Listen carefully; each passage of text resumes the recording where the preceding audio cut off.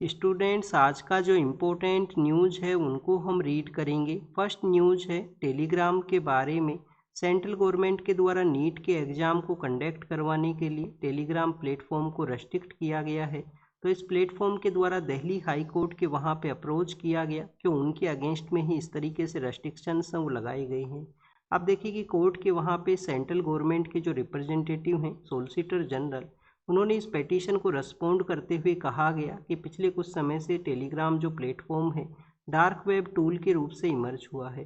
तो first of all students, आपको dark web के बारे में जानकारी होना चाहिए। जब भी कोई हम नॉर्मल गूगल सर्च को कैरी आउट करते हैं तो कुछ ऐसी वेबसाइट्स हुआ करते हैं, उनके प्राइवेसी फीचर की वजह से वो गूगल सर्च के अंदर में नहीं आया करती हैं, कम्प्लीटली वो हिडन हुआ करती हैं। कम्प्लीटली हिडन होने की वजह से आप देखिए कि इलीगल एक्टिविटीज़ के अंदर में उन साइट्स को यूज है वो किया जाता है।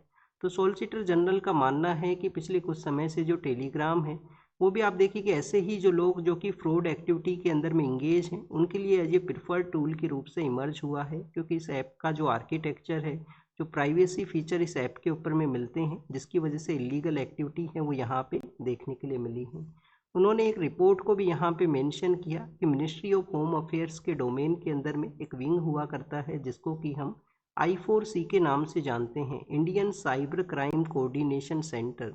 Indian cyber crime coordination centre का एक असेसमेंट है, वो बताता है कि पिछले कुछ समय से 2.75 लाख के आसपास जो फ्रॉड के जो केसेज हैं वो इस प्लेटफॉर्म के ऊपर में सामने आए हैं।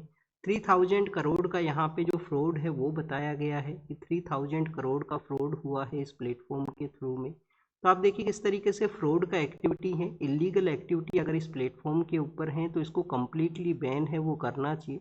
कुछ समय के लिए जो नीट पेपर के लिए रेस्ट्रिक्ट किया गया है वो इसका सॉल्यूशन है, वो नहीं है।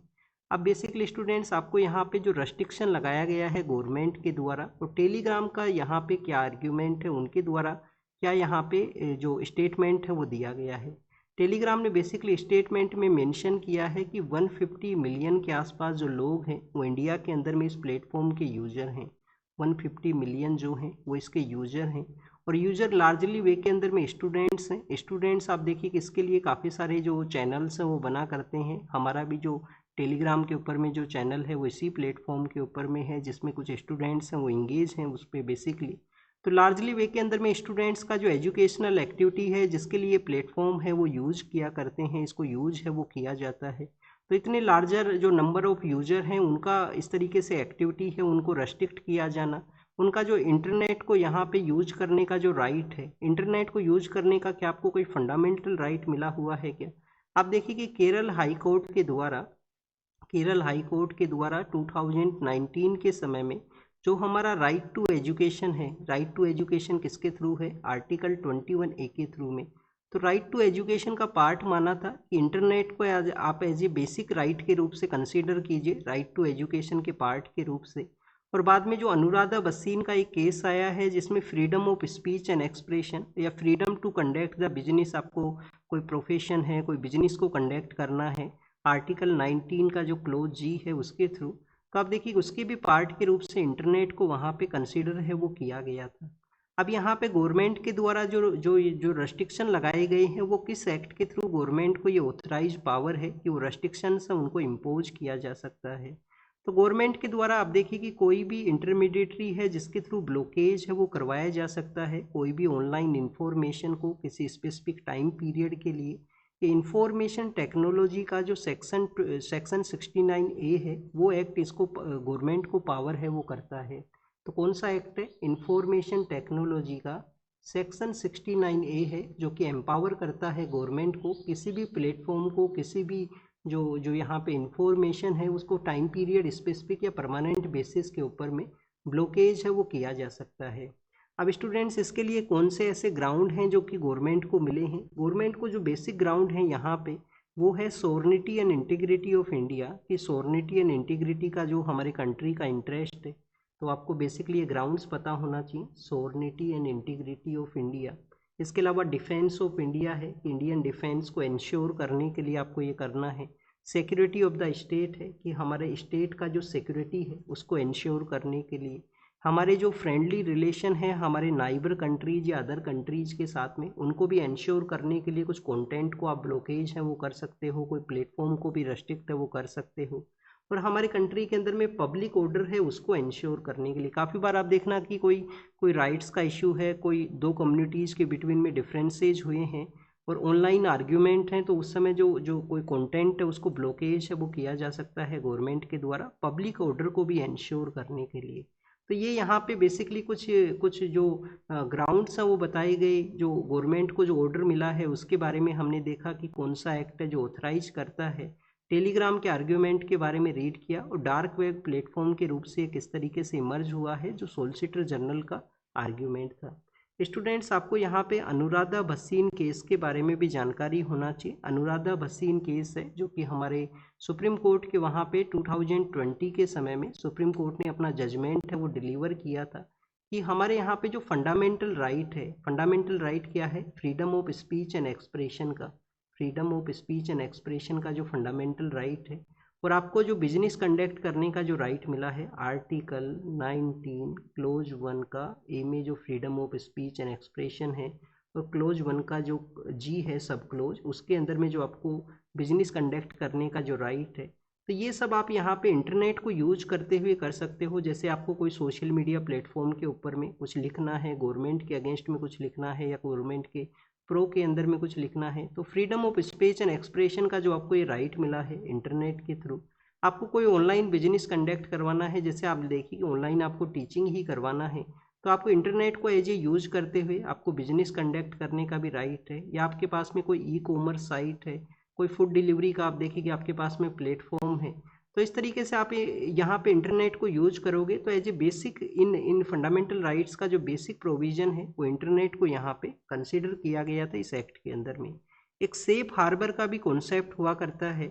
सोशल मीडिया इंटरमीडिएटरीज के थ्रू में आईटी एक्ट का ही जो 79 है, आईटी एक्ट का ही जो सेक्शन 79 है, जो कि यहाँ पे सेफ हार्बर के बारे में मेंशन करता है कि जब भी कोई प्लेटफॉर्म को गवर्नमेंट डायरेक्शन दे कि इस कंटेंट को आपको रिमूव करना है, और वो प्लेटफॉर्म अगर उन डायरेक्शंस को फॉलो करता है, तो सेफ हार्बर वहाँ पे अप्लाई होगा कि उस प्लेटफॉर्म है वो लाइबल नहीं है कोई भी क्राइम के लिए। सपोज कीजिए आपने ट्विटर नाम का जो एक्स नाम का प्लेटफॉर्म है उसके ऊपर में कुछ गवर्नमेंट के अगेंस्ट में लिखा, और वो प्लेटफॉर्म है वो गवर्नमेंट के डायरेक्शन को नहीं मानता है, उनको सेफ हार्बर का जो स्टेटस है वो नहीं मिला हुआ है, तो उस समय में आप देखिए कि जो प्लेटफॉर्म है उसको भी लाइबल माना जाएगा कि कोई भी पर्सन कुछ कंटेंट को लिखता है जिसकी वजह से सोसाइटी के अंदर में राइट्स होते हैं, और आप देखिए कि उस समय उस प्लेटफॉर्म को भी वहाँ पे रिस्पॉन्सिबल माना जाएगा जब उनको सेफ हार्बर का स्टेटस नहीं मिला है।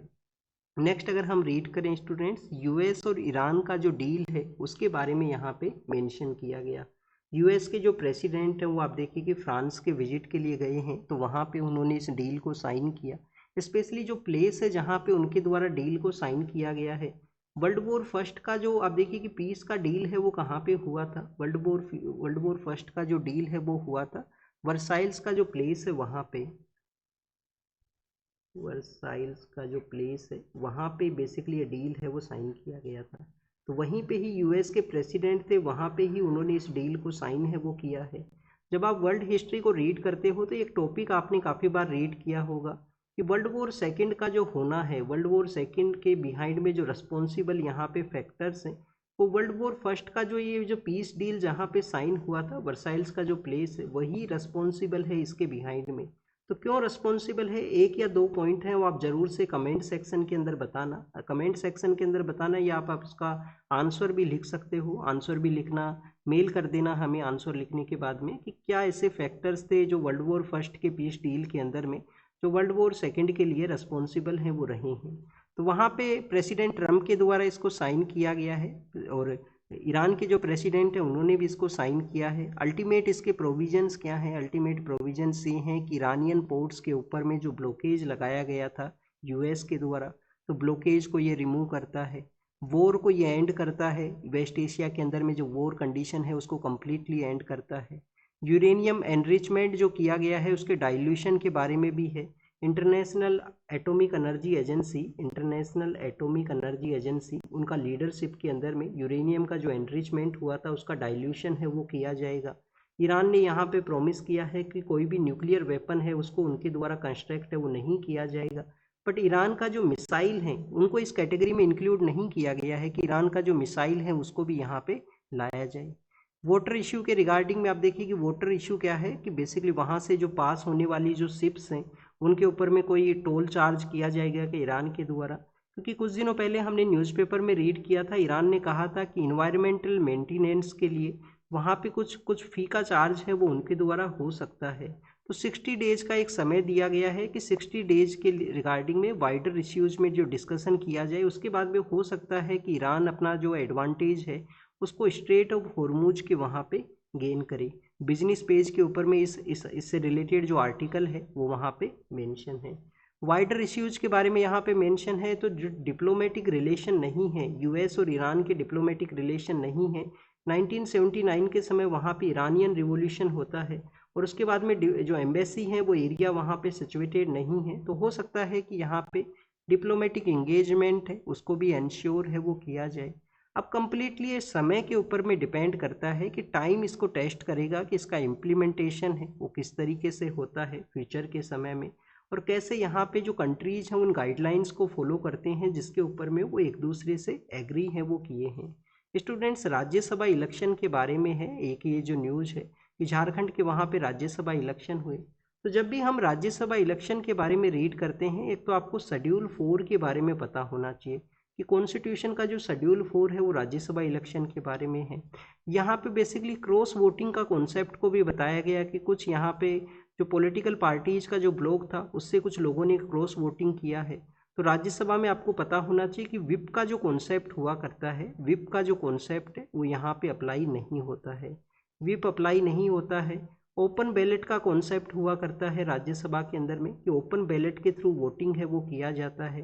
क्या हमेशा ओपन बैलेट का कॉन्सेप्ट था क्या राज्यसभा में? हमेशा नहीं था। एक समय आप देखिए कि सीक्रेट बैलेट भी रखा गया था, फिर इसको ओपन बैलेट किया गया कि प्राइवेसी कभी भी करप्शन के लिए पार्ट ना बने, कि करप्शन का एक्टिविटी है वो ना हो प्राइवेसी की वजह से, जो सीक्रेसी वहाँ पे सीक्रेट बैलेट देता है।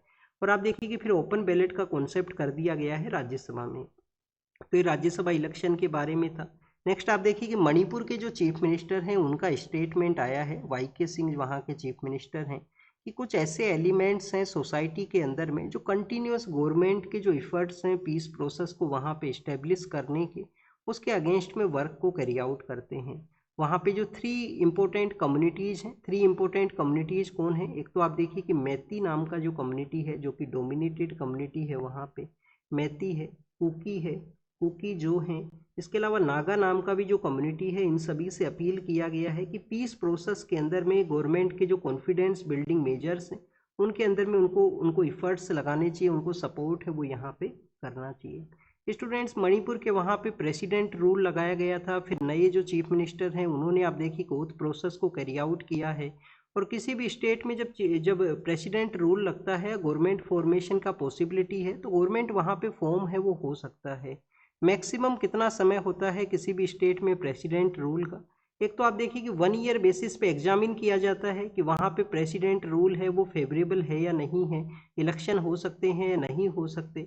अगर 1 ईयर के समय में इलेक्शन कमीशन रिपोर्ट देता है सिक्योरिटी को, ग्राउंड का जो सिक्योरिटी है उस सिचुएशन को देखते हुए, तो आप देखिए कि इस रूल को मैक्सिमम 3 ईयर तक एक्सटेंड है वो किया जा सकता है। मणिपुर के बारे में यहाँ पे मेंशन है, तो मणिपुर के साथ में एरिया शेयर करने वाले जो हमारे स्टेट्स हैं उनके बारे में आपको पता होना चाहिए।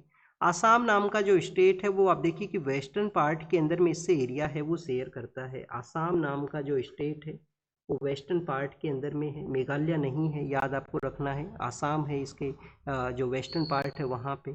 फिर आप देखिए कि सदर्न पार्ट के अंदर में मिजोरम है, सदर्न पार्ट के अंदर में मिजोरम नाम का स्टेट है। नॉर्दर्न पार्ट के अंदर में नागालैंड है, नॉर्दर्न पार्ट के अंदर में नागालैंड है। अभी आप देखिए कि मेघालय के बारे में एक क्वेश्चन आया था कि ओनली जो सिक्किम के बारे में क्वेश्चन था प्रीलिम्स पेपर में कि सिक्किम ओनली स्टेट है कि जो ओनली 1 स्टेट के साथ में एरिया शेयर करता है, जैसे सिक्किम अपना एरिया शेयर करता है किसके साथ में? वेस्ट बंगाल के साथ में। तो आप देखिए कि मेघालय जो है वो भी ओनली आसाम के साथ में ही एरिया शेयर करता है।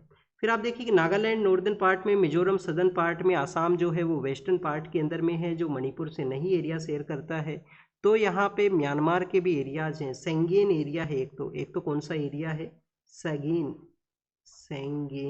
सेंगेन एरिया है। और सेंगेन एरिया के अलावा आप देखिए कि चिन स्टेट है। ये अपने म्यांमार के कुछ एरिया हैं जो आपके साथ में बॉर्डर हैं वो शेयर करते हैं। मणिपुर को लैंड ऑफ गोल्ड के नाम से जानते हैं। 1971 के समय इसको स्टेटहुड दिया गया था। वहाँ पे एक फ्लावर भी पाया जाता है जो इसका स्टेट फ्लावर है, जिसको कि हम सिरुई लिली के नाम से जानते हैं। सिरुई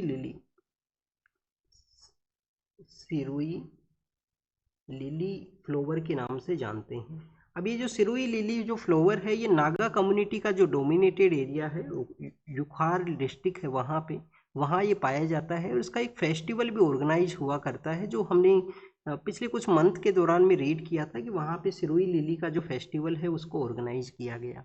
तो मणिपुर का बेसिक इन्फॉर्मेशन हमने यहाँ पे देखा। नेक्स्ट आप देखिए कि चाइल्ड ट्रैफिकिंग का एक जो रैकेट है उसको बस्ट किया गया है दिल्ली के अंदर में। जब भी चाइल्ड ट्रैफिकिंग के बारे में मेंशन हुआ करता है हमारे कॉन्स्टिट्यूशन का जो आर्टिकल 23 है उसके बारे में, जो ह्यूमन ट्रैफिकिंग को डील करता है कि ह्यूमंस का ही किसी तरीके से ट्रैफिकिंग है वो नहीं होना चाहिए, तो आर्टिकल 23 आपको पता होना चाहिए। आर्टिकल 24 किसके रिगार्डिंग में है कि जो चाइल्ड लेबर का एक्टिविटी है उसमें जो चिल्ड्रंस हैं वो इंगेज नहीं होने चाहिए, उनको एजुकेशन यहाँ पे मिलना चाहिए। तो 23, 24 आपको पता होना चाहिए। हमारे यहाँ पे यूएन का एक ऑर्गेनाइजेशन है। यूएन का ऑर्गेनाइजेशन का नाम क्या है, United nation office of drug and crime. Drug और क्राइम का एक्टिविटी को आप देखिए कि ये असेस करता है ये ऑफिस। इनका एक इनिशिएटिव है, इनिशिएटिव का इनका नाम क्या है, उनका नाम है blue heart campaign. Blue heart campaign. अब ये ब्लू हार्ट कैंपेन किसके रिगार्डिंग में है, जो चाइल्ड ट्रैफिकिंग है उसको किसी तरीके से यहाँ पे रोका जा सके। फॉर्मर हमारे जो प्राइम मिनिस्टर हैं उनके बेटे हैं जो कि राज्यसभा के मेंबर ऑफ पार्लियामेंट भी रहे हैं। उनके साथ में आप देखिए कि साइबर फ्रॉड हुआ, जो अभी हम टेलीग्राम के बारे में रीड कर रहे थे। तो साइबर फ्रॉड हुआ है, 7 पॉइंट कुछ करोड़ रुपए हैं जो इनसे जो फ्रॉड के अंदर में आप देखिए कि इनका लॉस हुआ है, तो उनके बारे में यहाँ पे मेंशन है। इस तरीके से जो एलिट क्लास से बिलोंग करने वाले लोग हैं उनके साथ में ही आप देखिए कि फ्रॉड होने लगा है।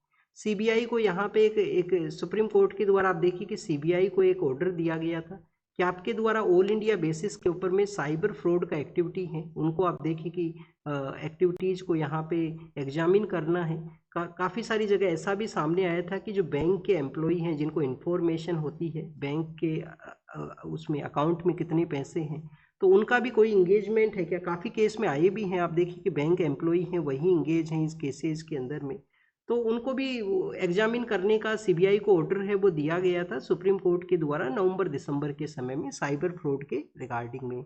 नेक्स्ट आप देखिए कि हमारे कंट्री में कुछ ऐसे भी एरियाज हैं जहाँ पे साइबर फ्रॉड का एक्टिविटी लार्जर नंबर में देखने के लिए मिलता है। जैसे कि मेवात का जो रीजन है, जामतारा का एक रीजन है, जामतारा एक जगह है, वहाँ पे भी काफ़ी सारे साइबर फ्रॉड हैं जो फ़ोन के थ्रू जो फ्रॉड हुआ करते हैं। मेवात जो कि कुछ स्टेट्स में है, हरियाणा में भी है, राजस्थान में भी है, वहाँ पे भी कुछ केसेस सामने आए थे। तो ये बेसिक इन्फॉर्मेशन था। फिर आप देखिए कि ये आम आदमी पार्टी का न्यूज़ है, बट हमारे लिए इम्पोर्टेंट है गोवा के रिगार्डिंग में। गोवा का यहाँ पे एक डे के बारे में मेंशन है, वो डे है रिवोल्यूशनरी डे, क्रांति दिवस। 18 जून का जो डे हुआ करता है उसको क्रांति दिवस के रूप से ऑब्जर्व किया जाता है गोवा के वहाँ पे। गोवा का रिवोल्यूशनरी डे है 18 जून का। अब ये क्यों ऑब्जर्व होता है, हमारे जो डॉक्टर राम मनोहर लोहिया साहब थे उनके द्वारा आप देखिए कि वहाँ के लोगों को मोटिवेट किया गया था पोर्तुगीज का जो रूल है उसके अगेंस्ट में एक अपराइजिंग के लिए। तो 1946 का वो समय है, डॉक्टर राम मनोहर लोहिया और वहाँ के एक लोकल लीडर हुआ करते थे, जूलियो नाम उनका नाम है, जूलियो मेंजेज उनको बोला करते हैं। तो उन लीडर का और राम मनोहर लोहिया साहब के लीडरशिप के अंदर में वहाँ के जो लोग हैं पोर्तुगीज के रूल के अगेंस्ट में एक अपराइजिंग को करते हैं जो 18 जून 1946 के समय में हुआ था। अब आप देखिए कि ये तो बेसिकली गोवा का अपराइजिंग हुआ, पर गोवा को इंडिपेंडेंस कब मिलता है, 1961 आफ्टर द हमारे इंडिपेंडेंस के काफ़ी दिनों के बाद में 1961 का वो समय है, 18 दिसंबर या 19 दिसंबर का वो समय है, 19 दिसंबर का वो समय है 1961, जब हमारी डिफेंस फोर्सेज ऑपरेशन विजय को कैरी आउट करते हैं। ऑपरेशन विजय, पोर्तुगीज वहाँ से जाते हैं और बाद में गोवा को जो इंक्लूड किया गया वो 12th कॉन्स्टिट्यूशन अमेंडमेंट एक्ट के थ्रू किया गया था। 12th कॉन्स्टिट्यूशन अमेंडमेंट एक्ट के थ्रू इंक्लूड हुआ था। गवर्नर के एड्रेस के बारे में है, तमिलनाडु के वहाँ पे इलेक्शन हुए थे, इलेक्शन के बाद में गवर्नर का रिस्पॉन्सिबिलिटी होता है कि फर्स्ट असम्बल को एड्रेस है वो किया जाए, गवर्नमेंट का पॉलिसी के बारे में मेंशन हो, 2 लैंग्वेज फॉर्मूला, नीट का exam, interstate river dispute, इन सब पॉइंट्स के बारे में उनका डिस्कशन हुआ है। बेसिकली गवर्नमेंट के द्वारा उनको दिया जाता है डॉक्यूमेंट, उसको वो एड्रेस करते हैं, उनको वो पढ़ते हैं उसके हाउस के अंदर में जाके। अब आप देखिए कि गवर्नर का ये जो स्पेशल एड्रेस है वो कॉन्स्टिट्यूशन के किस आर्टिकल में है, आर्टिकल 176 में ये मेंशन है कि फर्स्ट कोई भी ईयर का जो फर्स्ट डे है और इलेक्शन के बाद में जो फर्स्ट असेंबली है उसको एड्रेस किया जाएगा। तो इस साल तो 2 बार हुआ है वहाँ पे, तमिलनाडु के वहाँ पे। फिर आप देखिए कि यहाँ पे जो 87 आर्टिकल 87 है वो प्रेसिडेंट के स्पेशल एड्रेस के बारे में है, जो प्रेसिडेंट मैम है वो भी किया करते हैं हमारे यहाँ पे। नेक्स्ट आप देखिए कि दिल्ली के वहाँ पे जो मानसून है वो लिटिल बिट लेट पहुँचेगा, उसके बिहाइंड में कुछ ऐसे फैक्टर्स बताए गए हैं। जो फेवरेबल वेदर का जो कंडीशन है उनका कम्प्लीटली एब्सेंस है। बे ऑफ बंगाल के वहाँ पे लो प्रेशर एरिया है वो नहीं क्रिएट हुआ है। और भी आप देखिए कि काफ़ी सारे फैक्टर हैं जिसमें सोमालियन जेट भी है, इंडियन ओशियन डाइपोल का न्यूट्रल होना। तो अब अगर हम उन 4-5 फैक्टर्स को देखें जो हमारे मानसून का जो नॉर्मल स्पीड है उसको आप देखिए कि डिस्टर्ब करते हैं। एक तो स्टूडेंट्स यहाँ पे अल नीनो का जो कंडीशन है उनका डेवलपमेंट होना, तो अल नीनो का जो कंडीशन है उनका यहाँ पे डेवलपमेंट है, उसको बेसिक रीजन है वो बताया गया है। अल नीनो के अलावा स्टूडेंट्स यहाँ पे जो सेकंड रीजन है वो है मेडन जूलियन ऑक्सीलेशन, उनका जो एक्टिविटी है उसका सप्रेस होना, मेडन जूलियन ऑक्सीलेशन उस एक्टिविटी का कम्प्लीटली आप देखिए कि सप्रेस होना। थर्ड यहाँ पे जो रीजन है वो है ड्राई एयर का इंट्रूजन होना, कि वेस्टर्न डिस्टर्बेंस की वजह से काफ़ी सारा ड्राई एयर है वो एंटर कर रहा है, तो वो भी यहाँ पे एक रोल प्ले करता है कि हमारा जो स्ट्रॉन्ग वेस्टर्न डिस्टर्बेंस है जो मानसून का जो नॉर्मल स्पीड है उसको यहाँ पे डिस्टर्ब करता है, उसको लिमिट है वो करता है। सोमाली जो जेट है उसका आप देखिए कि वीक होना, उसका वीक होना भी एक रीजन है। इंडियन ओशियन डाइपोल है वो प्रेजेंट समय में न्यूट्रल स्टेट के अंदर में है। तो ये कुछ ऐसे फैक्टर्स हैं जो मानसून का जो एक नॉर्मल जो ऑन साइट है उसको आप देखिए कि डिस्टर्ब है वो करते हैं। ऑन साइट तो हो चुका है मानसून, बट आप देखिए कि उसका जो जो जहाँ जहाँ उसको पहुँचना है 25 जून का समय है दिल्ली के लिए बताया जाता है, तो उसमें भी डिस्टर्बेंस यहाँ पे है। नेक्स्ट यहाँ पे मराठी लैंग्वेज के बारे में मेंशन है कि जो महाराष्ट्र के वहाँ पे आप देखिए कि ट्रांसपोर्ट के जो मिनिस्टर हैं उनका एक स्टेटमेंट आया था, जो मराठी लैंग्वेज है वो सीखना होगा यहाँ पे स्टेट के जो टैक्सी और जो ऑटो ड्राइवर्स हैं उनको नहीं, तो अगर वो नहीं सीखेंगे तो उनको लाइसेंस है उसका लॉस होगा, लाइसेंस उनको नहीं मिलेगा। तो उनको सिखाने के लिए कुछ समय का जो ट्रायल पीरियड है उसको बताया गया कि 4 डेज का उनको क्लास दी जाती है। हमारे एग्ज़ाम के लिए इम्पोर्टेंट नहीं है, एग्ज़ाम के लिए आपको मराठी लैंग्वेज के स्टेटस के बारे में पता होना चाहिए। जब हम क्लासिकल लैंग्वेज के बारे में रीड करते हैं तो मराठी जो लैंग्वेज है उनको क्लासिकल लैंग्वेज का भी कैटेगरी में आप देखिए कि इंक्लूड किया गया है। रिसेंटली 5 लैंग्वेज इंक्लूड हुआ था, पाली है, प्राकृत है, आसामी है, बंगाली है और मराठी लैंग्वेज है जो रिसेंटली यहाँ पे इंक्लूड हुए हैं, और कुछ लैंग्वेज पहले हुआ करती थी जो 6 लैंग्वेज थे। फिर यहाँ पे श्रीनगर के बारे में मेंशन है। श्रीनगर के वहाँ पे एक बिल्डिंग है जिसका नाम है महाराजगंज है। बिल्डिंग का नाम क्या है? बिल्डिंग का नाम है महाराजगंज। जो कभी आप देखिए कि जो सिल्क रूट के जो ट्रेडर्स हुआ करते थे उनके लिए एक इम्पोर्टेंट बिल्डिंग है वो हुआ करती थी। डोगरा डायनेस्टी का जो रूल है, आपको एक बेसिक स्टेटमेंट ये पता होना चाहिए कि जब सिल्क रूट जो, क्योंकि आपसे हो सकता है ये एग्जाम में पूछ लिया जाए, क्या श्रीनगर का जो एरिया है, जो हमारा कश्मीर का जो एरिया है, सिल्क रूट का पार्ट में आया करता था? तो यस स्टूडेंट्स, ये सिल्क रूट का पार्ट है वो हुआ करता था।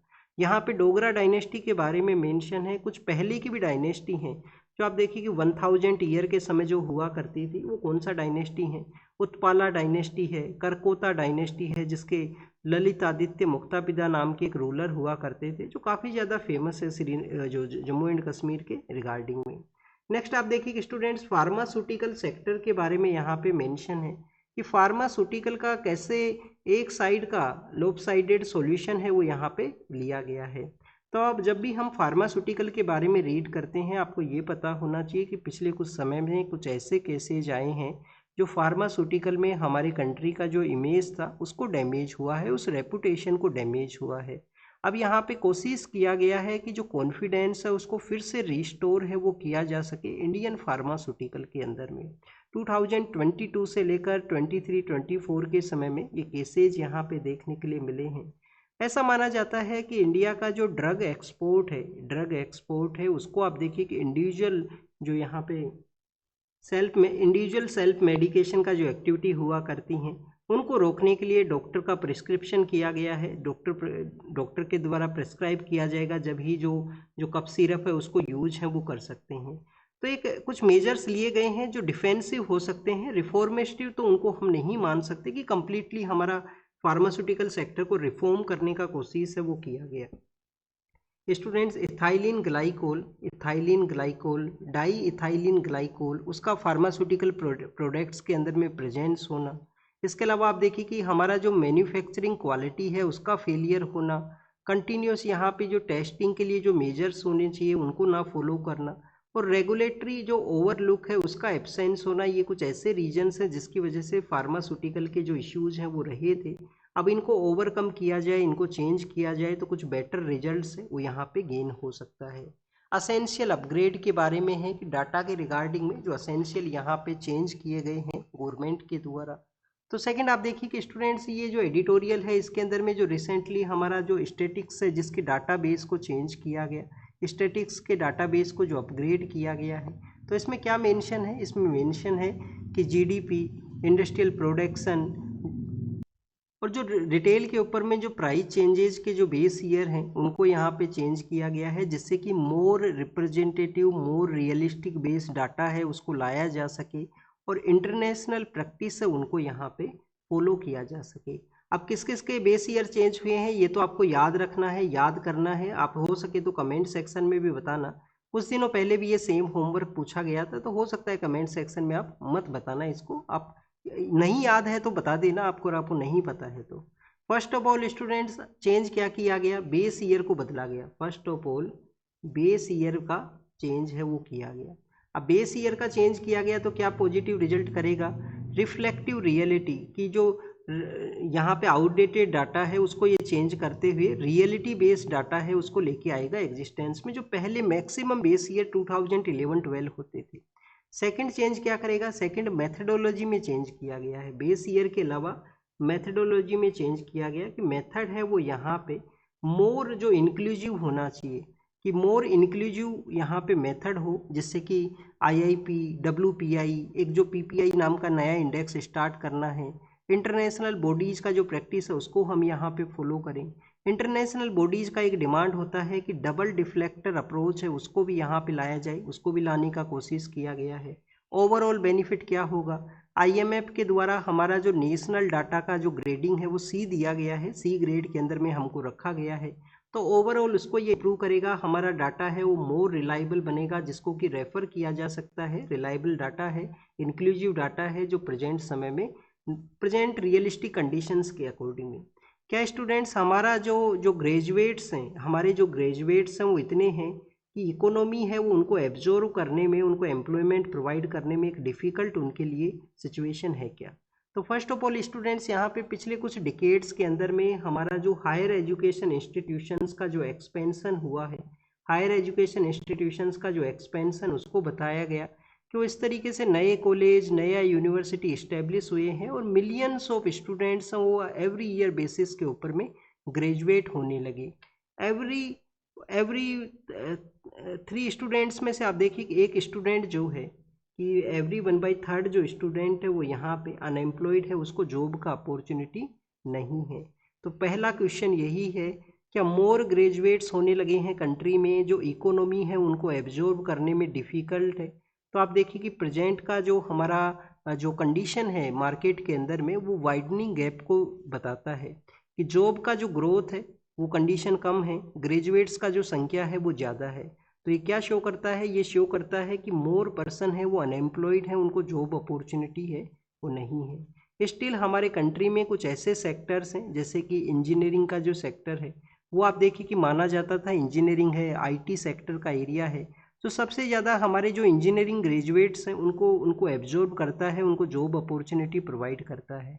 पर पिछले कुछ समय से इंजीनियरिंग आईटी का जो सेक्टर है उसके अंदर में स्लो ग्रोथ होना, इंजीनियरिंग आईटी के सेक्टर के अंदर में स्लो ग्रोथ होना और स्लो यहाँ पे जॉब अपॉर्चुनिटी है वो मिलना।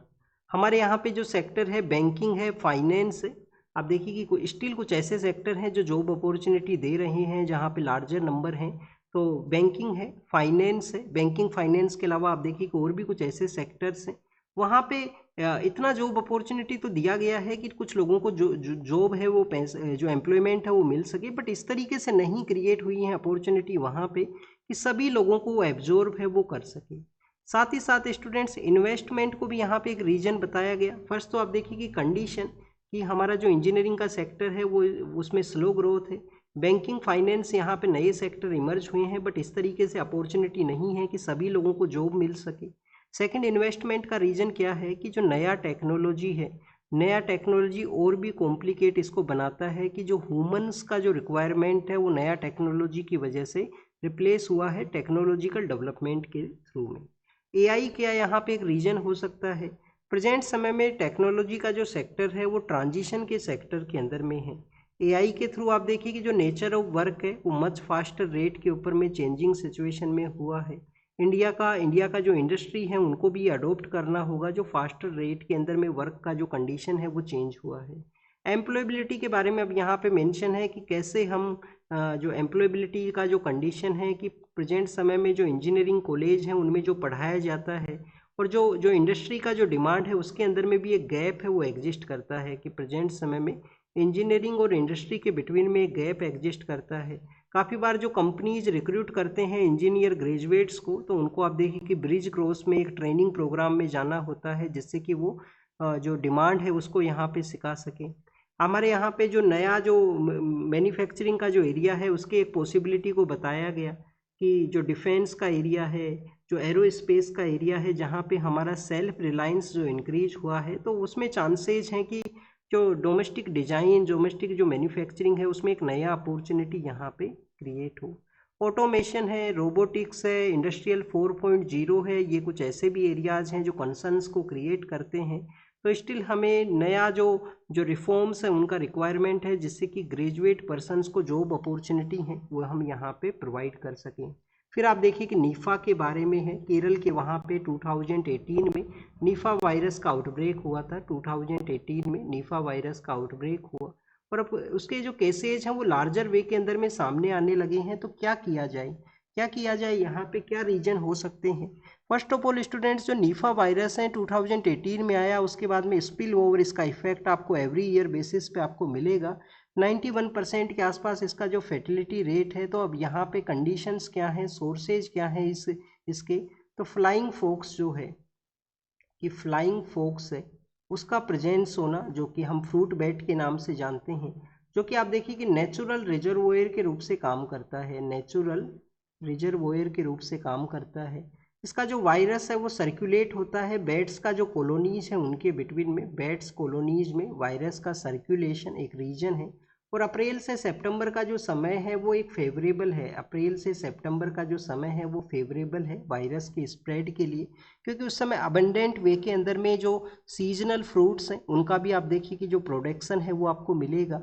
इसके अलावा जो ब्रीडिंग सीजन है वो भी हुआ करता है और वायरल का भी सीजन होने की वजह से इस तरीके का कंडीशन बनता है कि निफा का आउटब्रेक है वो इन मंथ्स के दौरान में आपको मिलता है। अब केरल के द्वारा क्या किया गया है, क्या वहाँ पे जोग्राफिकल रीजन भी है, वेस्टर्न घाट का जो रीजन है उसका आप देखिए कि सदर्न एक्सटेंशन का ये एरिया है जहाँ पे बायोडाइवर्सिटी का हॉट स्पॉट है, कि बायोडाइवर्सिटी है वो लार्जर नंबर के अंदर में हुआ करती है। केरल के द्वारा वन हेल्थ अप्रोच को अडोप्ट किया गया कि वन हेल्थ अप्रोच के थ्रू इसका कोई सॉल्यूशन है वो निकाला जाए। वन हेल्थ अप्रोच के अलावा आप देखिए कि कम्युनिटी बेस्ड सर्विलेंस के लिए 2.5 लाख पर्सनस का एक टीम है उसको डेवलप किया गया है कि इस तरीके से कम्युनिटी बेस्ड सर्विस के लिए जो कैडर है उसको बनाया गया जिससे कि डिटेक्शन हो सके, अर्ली डिटेक्शन के साथ में उनका ट्रीटमेंट हो सके और निफा वायरस के केसेज हैं उनको डिफीट किया जा सके, उनको यहाँ पे कम है वो किया जा सके। नेक्स्ट अगर हम रीड करें हमारे जो मिनिस्टर ऑफ होम अफेयर्स हैं, आप देखिए कि यूएस के जो एम्बेसडर हैं उनसे मिले हैं। हमारे मिनिस्टर ऑफ होम अफेयर्स विदेश का जो यात्रा है फॉरेन कंट्रीज़ के लिए नहीं जाता है, लार्जर वे के अंदर में अपना मिनिस्ट्री और आप देखिए कि पॉलिटिकल जो काम है उसके अंदर में इंगेज हुआ करते हैं। ये इनका थर्ड मीटिंग है इस तरीके से। पहले के जो जो एम्बेसडर हैं उनसे भी ये मिले हैं। कम्प्रीहेंसिव ग्लोबल स्ट्रेटजिक पार्टनरशिप है जो इंडिया और यूएस के बिटवीन में एग्जिस्ट करती है, उसी को कैसे रिवाइवल किया जाए, कैसे उसको बेटर यूज किया जाए, उसके बारे में यहाँ पे डिस्कस किया गया। प्राइम मिनिस्टर फ्रांस के जो इन्वेस्टर्स हैं उनसे मिले हैं, इंडिया में इन्वेस्टमेंट के बारे में उन्होंने कहा है फ्रांस के साथ में। फ्रांस का और हमारा जो पार्टनरशिप है वो कैसा है, ग्लोबल स्ट्रेटजिक पार्टनरशिप है क्या, ये आप कमेंट सेक्शन के अंदर बताना, ये आपका होमवर्क है। पीएम किसान जो गवर्नमेंट आप देखिए कि जो फार्मर्स को सपोर्ट देता है 2000 का जो इंस्टॉलमेंट बेसिस के ऊपर में जो 3 टाइम्स आप देखिए कि जो सपोर्ट प्रोवाइड करता है, तो पीएम किसान के थ्रू जो पैसा है वो प्राइम मिनिस्टर के द्वारा आप देखिए कि लोगों को सेंड किया जाएगा, तो उसके बारे में यहाँ पे मेंशन है। आसाम के वहाँ पे जो जो हेल्थ मिशन है उन्होंने कंफर्म किया है कि जापानीज एन्सेफेलाइटिस जो कि आप देखिए कि एक्यूट एन्सेफेलाइटिस सिंड्रोम का पार्ट हुआ करते हैं, उसके केसेस को बताया गया है कि जापानीज एन्सेफेलाइटिस हैं उसके वहाँ पे जो डेथ है उनको कंफर्म किया गया। नेक्स्ट अगर हम रीड करें स्टूडेंट्स, रिसेंटली सुप्रीम कोर्ट ने आप देखिए कि जो स्टेटमेंट दिया था, ऐसे जो एडवोकेट्स हैं जो कि यहाँ पे जो कॉलेज हैं वो बेटर नहीं है, जो उनका एडवोकेट बनने का जो प्रोसेस है वो भी बेटर नहीं है कंडीशन में, तो सुप्रीम कोर्ट ने यहाँ पे bar council of India, state का जो बार काउंसिल है इन और एडवोकेट्स का जो रजिस्ट्री है उनसे क्वेश्चन पूछा है कि कैसे इस इश्यू को डील है वो करना है। डीजीसीए जो कि एक स्टैट्यूटरी बॉडी है, रिसेंट 2020 में इनको स्टैट्यूटरी स्टेटस दिया गया था, तो उनके द्वारा आप देखिए कि हमारे कंट्री के कुछ ऐसे एयर स्ट्रिप्स हैं जो अनकंट्रोल हैं, जिनका सेफ्टी है उसको रिव्यू किया जाएगा। अजीत पवार जो कि डिप्टी सीएम होते थे महाराष्ट्र के, उनका आप देखिए कि जो हेलीकॉप्टर है ऐसे ही एक जो एयर स्ट्रिप है वहाँ पे क्रैश हुआ था, जो कि टेबल टॉप के ऊपर में बना हुआ था और प्रॉपर वे में डिटेक्ट ना होने की वजह से उसमें क्रैश है वो देखने के लिए मिला था। प्राइम मिनिस्टर के द्वारा आप देखिए कि जो विकसित भारत रोजगार योजना है जिसमें एम्प्लॉई और एम्प्लॉयर दोनों को ही जो सपोर्ट प्रोवाइड करता है गवर्नमेंट, प्राइम मिनिस्टर विकसित भारत रोजगार योजना, जिसमें आप देखिए कि जो एम्प्लॉई है उसको तो 50,000 का सपोर्ट है, एम्प्लॉयर को 3,000 का जो सपोर्ट गवर्नमेंट देता है, जिससे कि मैन्युफैक्चरिंग के सेक्टर के अंदर में जॉब अपॉर्चुनिटी 2 करोड़ के आसपास जो 3.5 करोड़ के आसपास जॉब को क्रिएट करना है 2 ईयर के अंदर में, तो उसका कुछ फंड है वो रिलीज किया जाएगा प्राइम मिनिस्टर के द्वारा। नेक्स्ट स्टूडेंट्स, यहाँ पे यूके के साथ में जो हमारा एग्रीमेंट है comprehensive economic trade agreement, comprehensive economic trade agreement जो यूके के साथ में है, जो आने वाले मंथ में इम्प्लीमेंट होगा, तो यहाँ पे जो डबल कंट्रीब्यूशन कन्वेंशन है, डबल कंट्रीब्यूशन कन्वेंशन क्या कि जो एम्प्लॉयर जो हैं जो यहाँ पे पैसा देते हैं सोशल सिक्योरिटी के रूप से किसको, एम्प्लॉई को, तो यहाँ पे आप देखिए कि कोई पर्सन है वो इंडिया में है, यूके के लिए गया है, तो दोनों जगह उसको यहाँ पे सपोर्ट ना दिया जाए, उसके लिए कुछ यहाँ पे जो कन्वेंशन लाया गया जिसके थ्रू जो ओवरऑल $500 मिलियन का जो सेव है वो रहेगा, पैसा यहाँ पे बचेगा इंडियंस के लिए, और 3 ईयर का इसमें टेन्योर होता था जिसको इंक्रीज करके 5 ईयर किया गया है, जो 90 से लेकर 95% वर्कर्स को कवर करेगा कि सोशल सिक्योरिटी के लिए जो पैसा यहाँ पे देना था उसके उसमें एग्जेम्पशन है वो यहाँ पे मिला है कि दोनों जगह पैसा है वो नहीं दिया जाएगा। फ्यूल के प्राइस के बारे में है उसको चेंज किया जाएगा, गवर्नमेंट का यहाँ पे बेसिकली स्टेटमेंट है। और स्टूडेंट्स यहाँ पे विटिलिगो के बारे में है, बेसिकली आप देखिए कि जो जो स्किन है उसके ऊपर में वाइट पैचेज हैं वो इमर्ज होते हैं, एक क्रोनिक कंडीशन है जहाँ पे वाइट पैचेज हैं जो स्किन के ऊपर में इमर्ज करते हैं जिसमें कि पिगमेंट का लॉस होने की वजह से। अब ऐसे जो चिल्ड्रन हैं वो इसको फेस करते हैं, तो आप देखिए कि वो चिल्ड्रंस हैं उनको किस तरीके से उनका कॉन्फिडेंस है उसके अंदर में लॉस होता है, उनको कैसे यहाँ पे मिस इन्फॉर्मेशन का जो बर्डन है वो फेस करना पड़ता है, स्टिग्मा जो फेस करना पड़ता है उसको कैसे वो रिजोल्व करें उसके बारे में यहाँ पे मेंशन है। वर्ल्ड के पर्सपेक्टिव से इंटरनेशनल एटॉमिक एनर्जी एजेंसी के जो चीफ हैं उन्होंने कहा है कि वो जो फ्यूचर में जो उनका रिस्पॉन्सिबिलिटी है ईरान के रिगार्डिंग में उसके रोल को अच्छे से प्ले किया जाएगा उनके द्वारा। ईरान ने कहा है कि बैलिस्टिक मिसाइल को नहीं कवर किया गया। ताइवान ने कहा है कि वेस्ट एशिया का अब कन्फ्लिक्ट रिजोल्व हुआ है तो उनको जो डिफेंस का जो सपोर्ट है वो प्रोवाइड रहेगा यूएस के थ्रू, जो कि कुछ बिलियंस का है, 14 बिलियन का आर्म्स है वो सेल किया जाएगा। और स्टूडेंट्स यूनाइटेड अरब अमीरात आप देखिए कि जो ऑस्ट्रेलिया के बाद में ब्रिटेन था और ब्रिटेन के बाद में कनाडा था, अब यूनाइटेड अरब अमीरात, उनके द्वारा भी कहा गया है कि चिल्ड्रंस का जो सोशल मीडिया है वो उसको बैन करेंगे। ये डील के बारे में है। और इसके अलावा यूक्रेन का जो अटैक है, रसिया के वहाँ पे जो रिफाइनरी है उसको अटैक किया गया। और क्यूबा के बारे में मेंशन है, क्यूबा जो कि यूएस के पास में सिचुएटेड है, काफ़ी सारी वाटर बॉडीज हैं वहाँ पे क्यूबा का जो लोकेशन है। तो क्यूबा का गवर्नमेंट ने कहा है कि रिफॉर्म्स वो करेंगे, इकोनॉमिक रिफॉर्म, जिससे कि प्राइवेट सेक्टर का जो पार्टिसिपेशन है वो यहाँ पे इंक्रीज हो। नेक्स्ट आप देखिए कि नाटो के जो अलाइज हैं उसके रिगार्डिंग में स्टेटमेंट आया है, जो सेक्रेटरी हैं यूएस के उनका, कि जो नाटो का जो फोर्सेज का प्रेजेंस है यूरोप के वहाँ पे, उसको यूएस है वो रिव्यू करेगा। यूएस का एक पुश ये भी था कि हर एक कंट्री है वो 5% अपना जीडीपी का डिफेंस सेक्टर के अंदर में कंट्रीब्यूट करे। तो this is all the information related to the today's newspaper. आप इसको रीड कीजिए, रिवाइज कीजिए, जो भी इंफॉर्मेशन आपको मिला है उसको नोट डाउन कीजिए। Thank you students, thank you very much.